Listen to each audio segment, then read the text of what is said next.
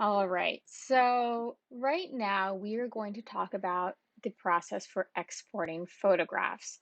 And when we're ready to export, that basically means that we are really satisfied with where our photographs are at. And we want to have versions that are more portable, accessible, and typically a slightly smaller file size. So, to do this, you'll identify the images that you feel satisfied with and you feel like you no longer wish to make any changes to. So I'll go in and I'll select the ones that I've worked on. And the easiest thing if to do is to go in and just select the ones that you want. You don't necessarily have to export every photo. In this case, I have duplicates. I can hit Command, and as I hold that down, I can go in and cherry pick which ones I want. All right, so I've got the ones that I'm most content with. And now you'll see over here, I have this export option. So I'm going to click this, and this dialog box should pop up. And it's important to follow along with these steps because if you're not mindful, you can accidentally create really small pixelated images or unnecessarily large ones. So the first thing we're going to do is make sure it's set to hard drive. And then under this dialog box, it asks me if I want to export to a specific folder, which I do. So make sure you have that selected. And then under folder, you have the option to choose where you want them to go. So I'm going to go back, and I know I want to keep these on my external hard drive for now. So I'm going to hit my Yellowstone edit folder. And now it asks, do I want a subfolder? And in this case, I'm going to say yes. I'm going to call it Yellowstone Final. Or I'm not because it's yelling at me. So I'm going to call it Yellowstone Final as one word.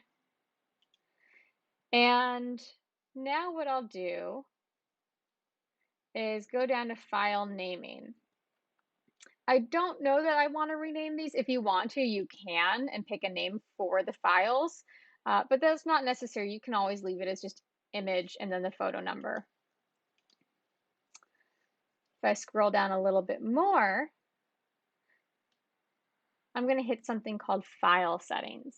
And this is a pretty important step. It's going to ask you what file you want to use. More often than not, we're going to select JPEG. And the reason for that is JPEG is a very portable type of file. It's the thing that you use most often when you're viewing files on the web. It is a lossy type of file, which means we're going to have less information every time we export a JPEG. And the reason for that is because its intention is to be portable. So I'll select that. Now, the next thing we're going to look at is quality. I, generally set it between 90 and 100, depending. So for now, I'll just set it at 90, 91.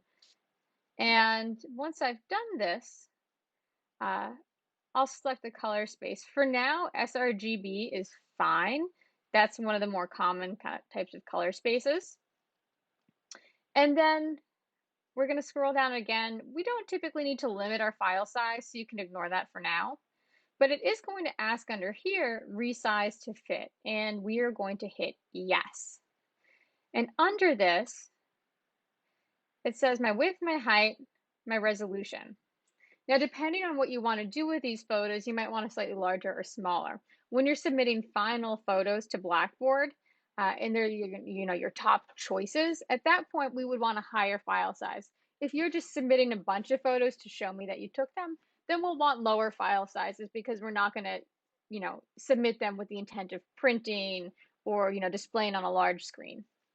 So I'm going to set this to 2000 by 2000. And by setting it to 2000 pixels, what that says is either my longest, whatever my longest side is, either width or height, that will be at 2000 pixels, and it'll counter correct and adjust for the other side, the shorter side.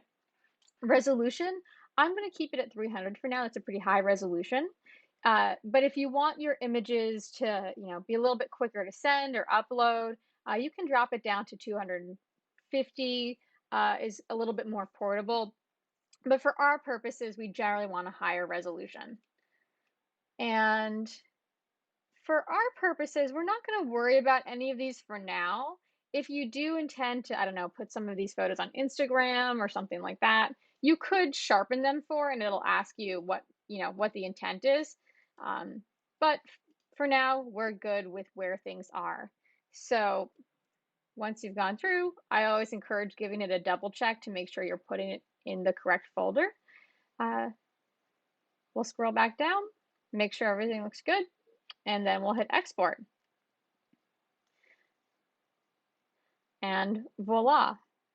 If I go back to my folder, Yellowstone Edit, I should see, ta-da, my finals with my final edited images. I do encourage you, before you submit them, to just open them up and take a gander and make sure that they look as they should, that they haven't become pixelated or they're a little too small, but also that they're not massive file sizes as well. So if you look at this, it tells me my resolution. I did everything correctly. And the file size is 1.5 megabytes. So that's pretty portable. And then you're good to submit.